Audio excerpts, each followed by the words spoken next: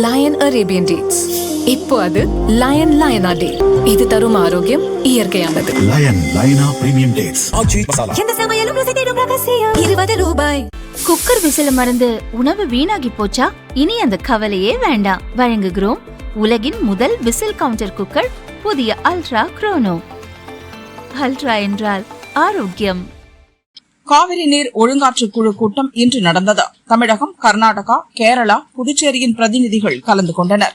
தமிழகம், கர்நாடகா மாநில அணைகளின் நீர் இருப்பு, காவிரி நீர்பிடிப்பு பகுதிகளில் பெய்யும் மழை நிலவரம், காலநிலை மாற்றங்கள் குறித்தும் ஆலோசிக்கப்பட்டது. காவிரி நீர்பிடிப்பு பகுதியில் தண்ணீர் பற்றாக்குறை நிலவுவதால் தமிழகத்திற்கு தண்ணீர் திறந்துவிட முடியாத சூழல் இருப்பதாக கர்நாடக அதிகாரிகள் கூறினர். ஜூன், ஜூலையில் போதிய நீர்வரத்து இல்லாததால் அணையில் குறைந்த அளவிலான நீர்தான் உள்ளது. தென்மேற்கு பருவமழைக்கு வாய்ப்பு குறைவாக உள்ளதால் அணைகளில் இப்போது இருக்கும் தண்ணீரை கர்நாடக மக்களின் குடிநீர் தேவைக்கு மட்டுமே பயன்படுத்த முடியும். நாங்களே தண்ணீர் தட்டுப்பாட்டில் இருக்கும்போது தமிழகத்திற்கு எப்படி நீர் திறக்க முடியும் என வாதிட்டனர்.